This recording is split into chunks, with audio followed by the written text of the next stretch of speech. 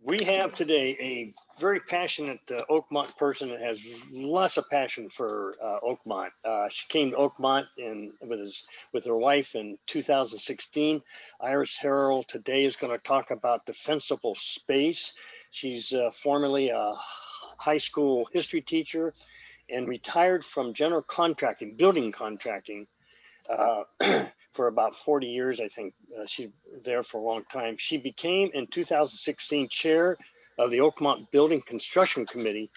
And just recently, she became chair of the newly Firewise Safety Committee. Iris, we're glad to have you. You're on. Thank you. And if I could ask everyone to mute until the presentation, until we get to Q&A, that would help with the recording. We want to put this on the OVA website, and for those who want to learn more about our topic today. I want to thank Fred and the Rotary Club for inviting me and Katie to make this. Katie Carroll is vice chair of the Firewise Committee. I'm just hoping there aren't any more chairs coming my way because I got my hands full with all that's going on with building and Firewise.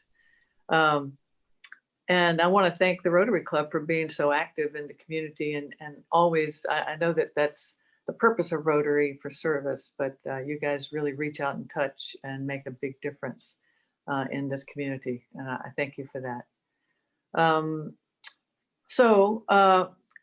I know that when Fred first called me, it was about what's going on in Oakmont. But my focus right now of what's going on in Oakmont is that we need to become more firewise and more safe for everybody's sake. So today we're going to cover the issue of ground zero, 0 to 5 safety around homes. Home hardening is one of my favorite topics, having been a general contractor. And I think people are not always savvy about what actually needs to be done. And it doesn't necessarily involve a lot of money, but it can bring you a lot of safety. So we're referring to ground zero as the house itself, because, you know, when people talk about defensible space, they talk about, okay, the first 5 feet around all 4 sides of the house. However, 0 is the house itself, and there are some things on the exterior that you need to be considering to make your home more safe. Okay, so let's see the first slide, Katie.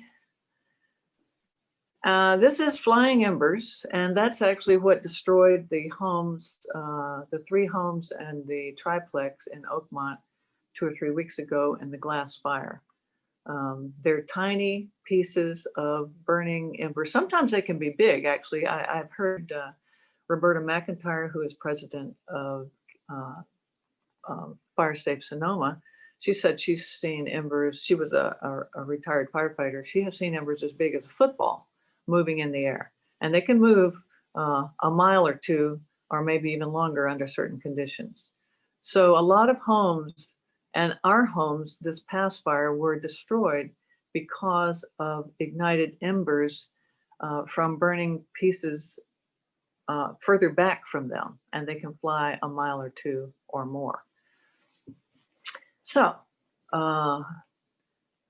what can we do ahead of the next fire season? Actually, my job, my hope is that we'll get out of this fire season, because we have another big wind event coming up Sunday night. And that's probably going to be the highest wind that we've had all of this wildfire season. So the things that you can do to protect your home are creating defensible space in that 0 to 5 by taking out some of the vegetation that is easily burned, that then brings the flame to your house.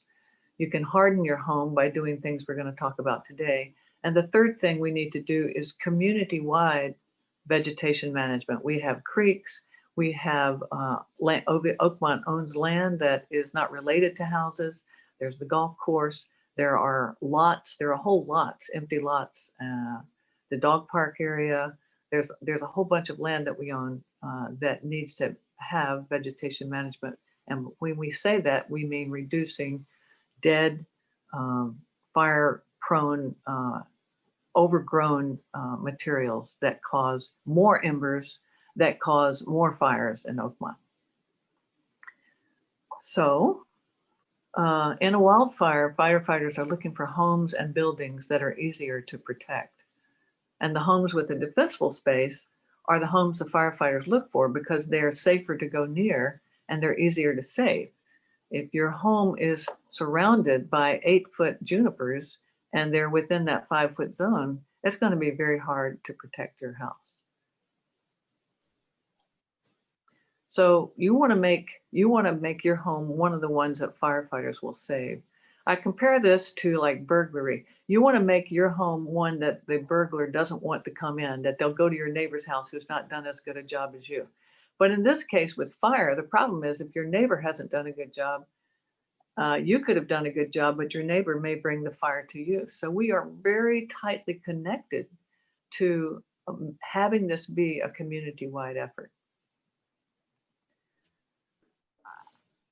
So let's start talking about your home exterior, what I refer to as ground zero. I learned this phrase from one of the wildfire mitigation specialists that I've been interviewing and talking with. And also I wanted to mention that we are in the wildland urban interface area. So it's very important that we realize that homes are fuel, particularly when we're close to forest. And fires choose houses over plants. You will see that in some fire stories that you've seen on the news, that the house burned down and the plants didn't. Well, what happened there? Embers got into the house through a foundation vent or some open window or whatever, and the house just burned from the inside out. And there was plenty of wood to fuel that fire. So it's not always the plants. You have to think of this as a multi-pronged effort.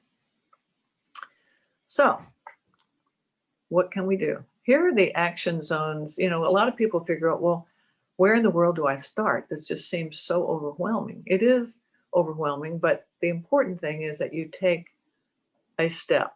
You take a step that is prioritized. And here are a lot of things that people need to do, but we're going to start talking in priority order.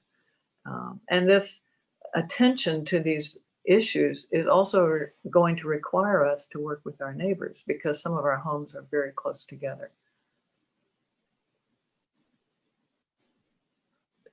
So one of the things that Roberta McIntyre, again, the president of the FireSafe Sonoma, brought to our attention on a webinar just recently is that actually home vulnerabilities have been prioritized by studies of what has caused houses to burn. And you'll see here that they are put in the order of roof being number 1, decks being number 2 cause, 3 being number 3, and then 4 eaves. The eaves are, you know, the part of the roof that hangs beyond the exterior of the wall. Sometimes it's 18 inches, sometimes it can be 24 inches. And then the siding. But I want to show you the next slide, which shows that the studies for the Bay Area have shown that the number 1 cause of fires for homes has been eaves, the under eaves, where the fire comes up and hits that, and the embers start pounding. So, and then 2 was the cause was windows, 3 siding, 4 the deck porch, and 5 roof. So they're all important. And then 6 vent screens. All of these are important. But it's interesting to me that eaves have become number 1. So here's a picture of an eave. And you can see that one of the problems is, you know, the wind is blowing, the embers are blowing.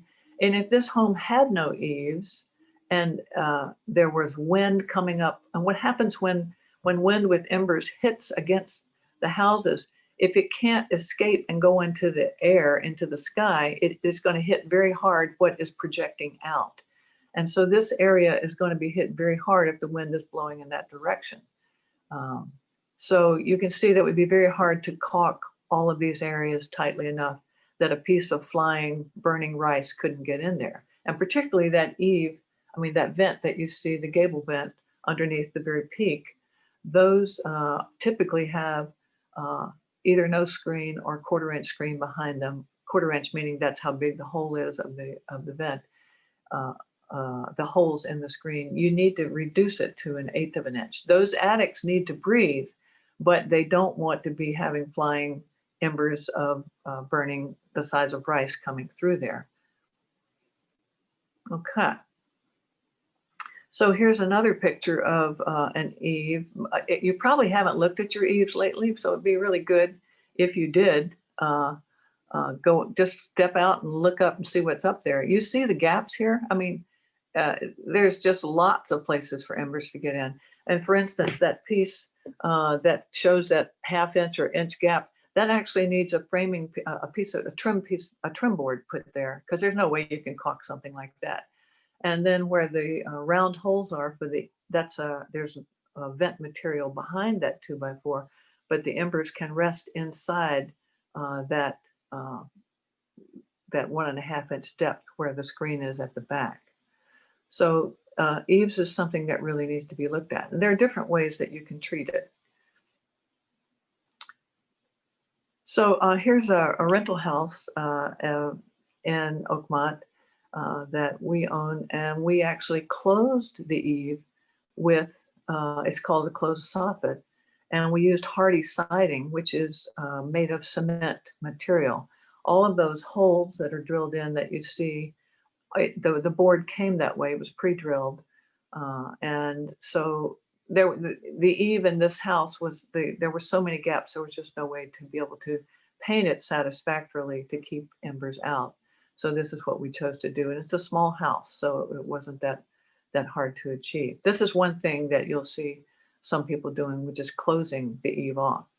Now there are less expensive ways to do that.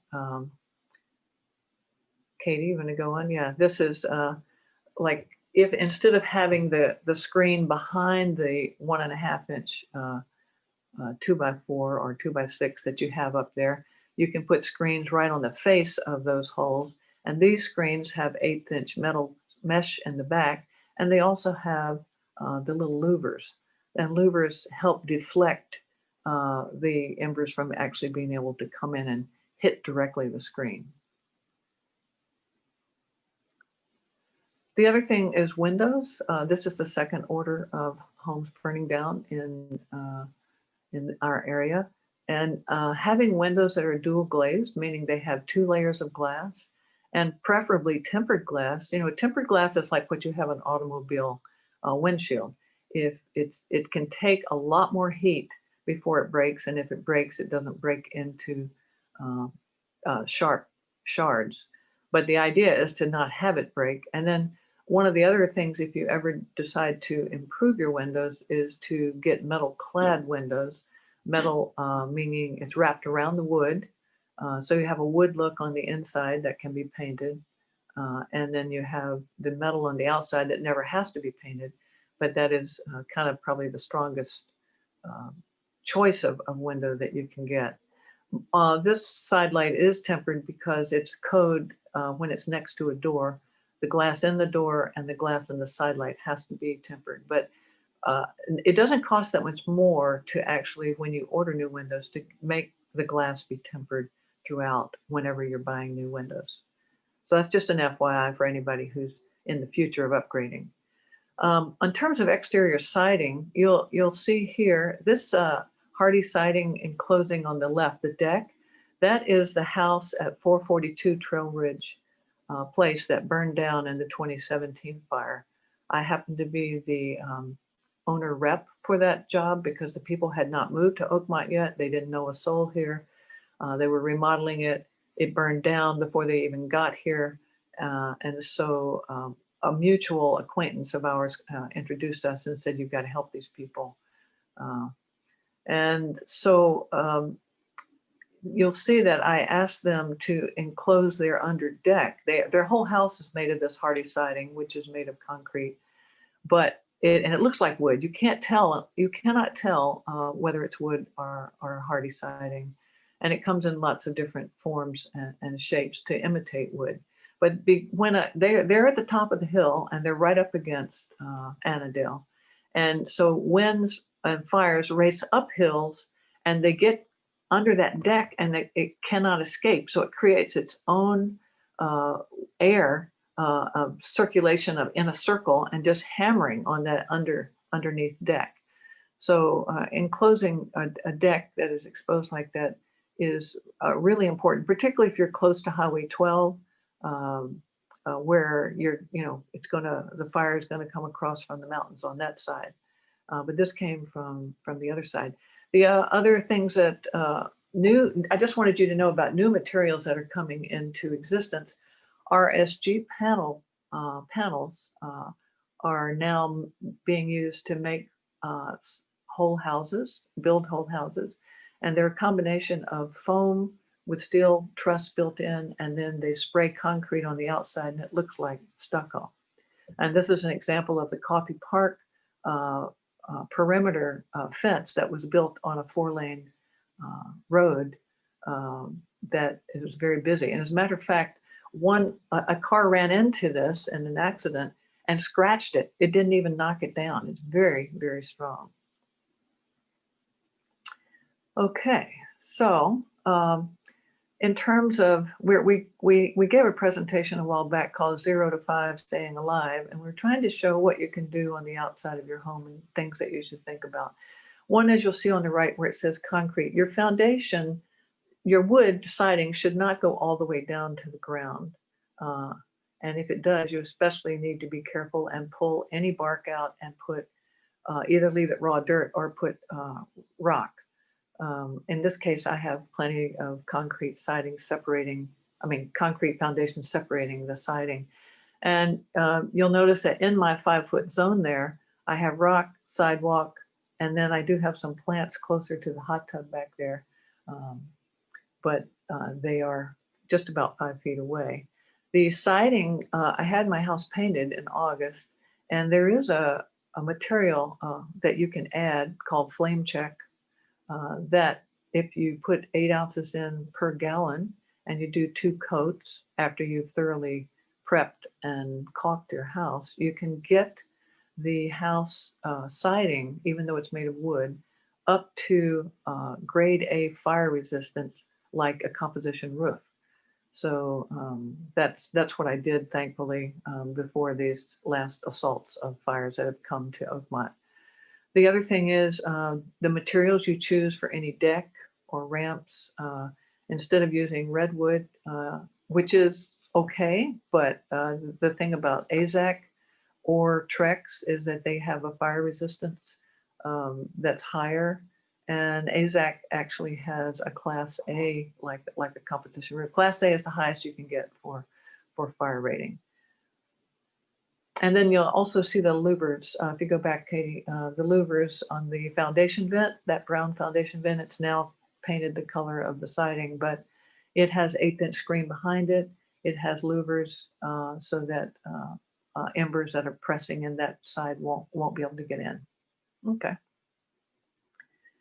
So speaking of decks and railings, this is my back deck. It is made of AZAC. And actually in the 2017 fire, when I came back, there were lots of holes in my screen to my sliding door from flying embers. But the deck, there was an implant of a leaf on the deck board that showed all of its veins. Like it just, it was really hot when it hit. And this is, like I said, an A-grade fire resistance. You'll see that the railing is made of big timbers and also just wire. Again, less wood, less flame. The other thing I wanted to point out is that the furniture on the deck is metal. And the umbrella actually is up, but during red flag days, I take that umbrella and I take it inside and put it in the garage. The windows are covered with European rolling shutters. The reason we bought those is because our house faced directly east, which means in the summertime, trying to eat breakfast without sunglasses is impossible.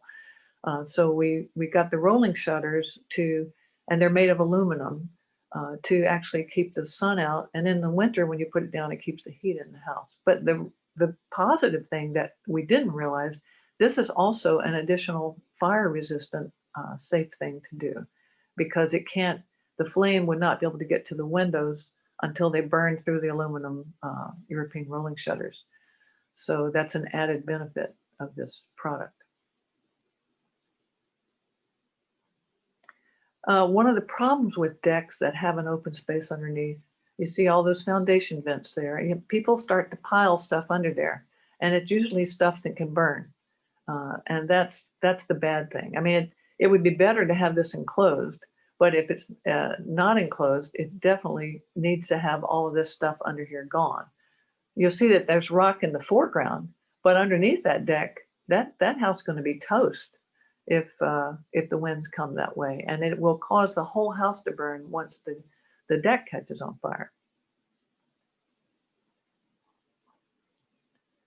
Roofs that have composition shingle are, when you buy a roof, people say, well, I don't need a 40-year roof because I'm not going to be here 40 years from now.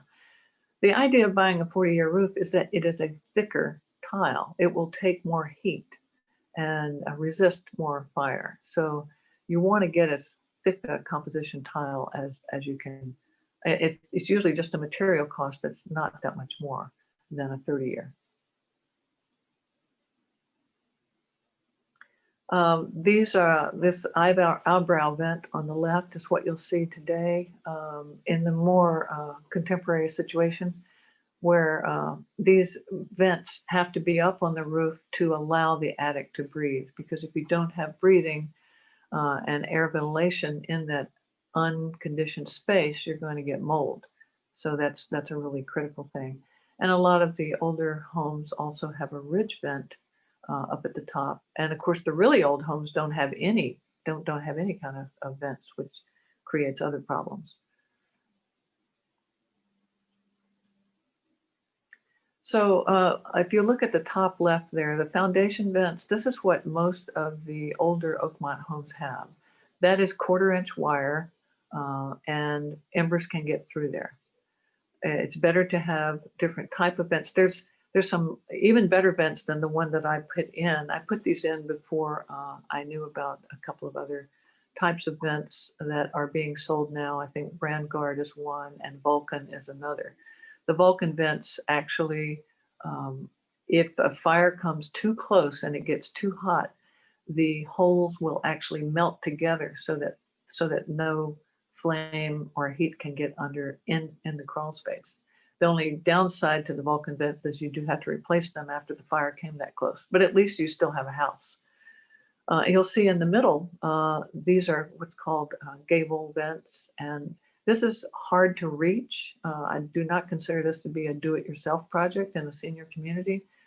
We do have the name of a couple of companies for anybody who wants to have an inspection in their home for $75 and their yard, and they will give you an offer of replacing your gable vents and your foundation vents to make them safer. And you'll see on the right here, this is a closed soffit eave, but it has vents in it. And then the bottom right also shows the ventilation. So using 1/8-inch screening for all vents that's the minimum standard. That's what we want to have happen here in Oakmont and everywhere that fire is a problem. As a matter of fact, in some code situations now, they're reducing the size even from 1/8 of an inch to a smaller opening. If you do a smaller opening, you probably have to have a bigger vent because you still have to have enough air exchange in the crawl space and in the attic. So here's a video that we want to use to make the point.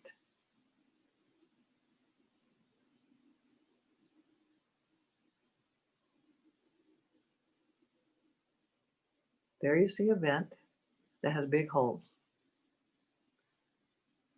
Now we happen to have this rice that is called embers. How easily can it get through there? Here we go. You see how the embers can get in the crawl space. So any questions? We'll take questions later. But I'm sorry you didn't get the verbal part of that, but it's really funny the way it presented. Okay, another really important thing is gutter guards, leaf guards in your gutters. And this is an example of the one that I have. It's called Gutter Glove Pro. And there are some that are ineffective. In other words, you put them on there and then the leaves come down and they get wet and they won't leave. And then you can't get the water to go into the gutters.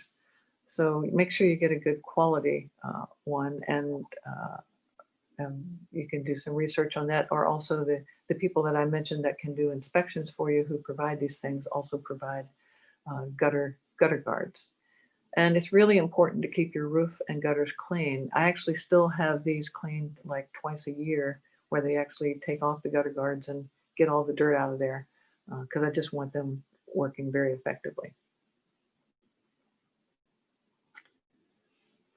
So here's an example in Oakmont of some non-flammable gates and fences. And the reason I want to talk about that is because the problem with wood fences is that they're like a dynamite fuse, a long dynamite fuse that goes around the backyard, up the side yard, and over to the gate that is attached to the house. And the architectural committee has changed the standard for any new gates that are applied for have to be metal or non-flammable material. This is the gate that I have at my house that I changed from wood a couple of years ago. Over on the right, this is a golf screen where it was all wood. It was kind of rotting, and it was directly attached to the house. So we put in a metal, this is the rental house over at Laurel Leaf. We actually put in a metal screen with metal posts that's not attached to the house, with hardy siding on the bottom. And they collect probably about, I don't know, 20 or 30 golf balls a day in that area. They're protected, but they also are protected in case of fire.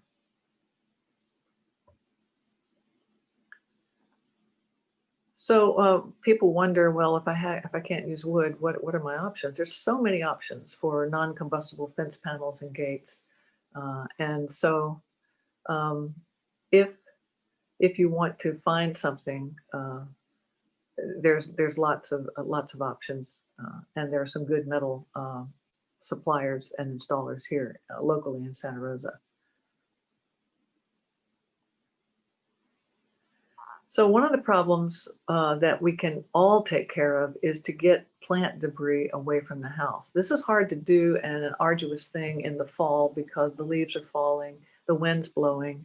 And I mean, I know there were 3 times last week when I had to blow my deck 3 times because of the wind and the leaves. But it's really important, especially on red flag days, that you have done everything you can to reduce the amount of campfire material that some of the embers could find.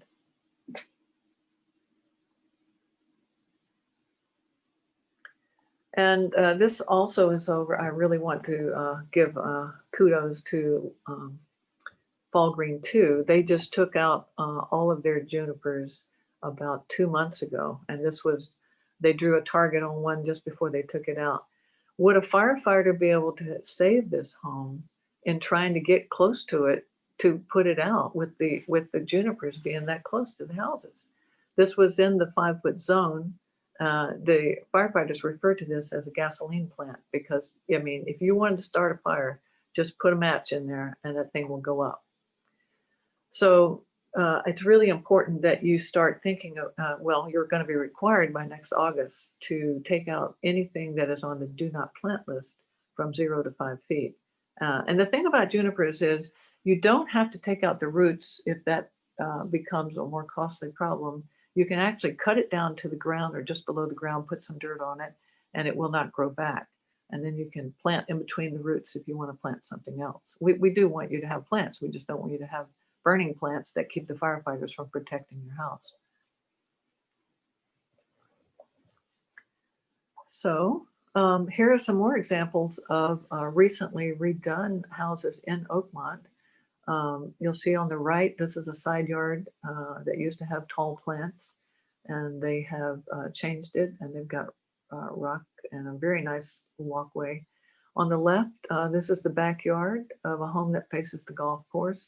And there's rock with some, it's a special type of grass that doesn't have to be cut. It's there for the dog who needs to go out every now and then. And then the deck is made of Azek. And the patio material used to be wood that was rotting with a thin cover on top. And now it is all metal aluminum. So there's some wonderful upgrades happening in Oakmont. I know some people don't have that as a top priority list, but I think with the amount of threat we've had in wildfires, and I've been here for 5 years and I've had to evacuate 4 times, 2 times by force and 2 times voluntarily because I thought the fire was getting too close. One of the problems we have to be concerned about is insurance companies withdrawing from covering or offering insurance for homes in wildfire zones. And if we don't show as Oakmont that we are doing everything that a fire-wise community would do, then, you know, we may not be able to have home insurance. I mean, insurance companies like to make money, and they can't make money when they're insuring houses that keep burning down. So this is really becoming an issue for people. And I understand there's some new laws coming into effect starting next year that to be able to sell your house, you have to have a divisible space as part of the requirement. I was learning this from Paula Lewis, who's one of the top real estate agents here in Oakmont. So I'm just trying to motivate you to keep going. Okay, could you unmute Katie, who has control of the mute? Katie Carroll, yeah, hi Katie. That's why the sound on the previous video didn't play. Okay, so let's hear this one. All right. This is a woman, this is Jeannie Nowicki, who in Oakmont, the fire came right up to her house over on Meadow Creek.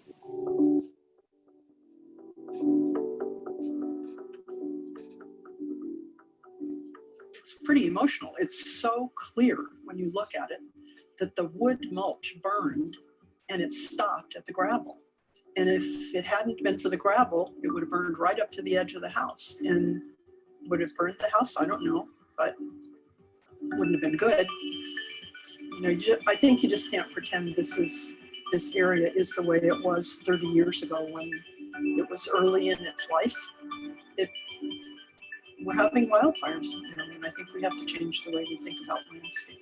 You see the world differently once you've experienced wildfire and having to run from it. You see what's flammable.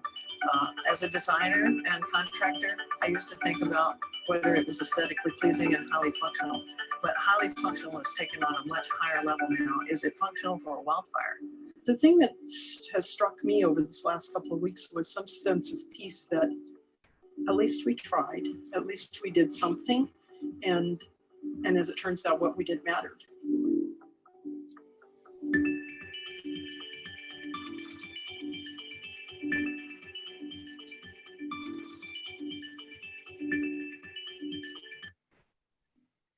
Yes, that was Jeannie Nowicki, who just moved up here in December and had taken some steps, not all of her steps, but she took the right steps to begin with to save her house, because there was one over there that went down very close to her house. So we can end the recording now, and I would like to be open for questions or discussion. You can take the slide thing off, Katie. Thank you.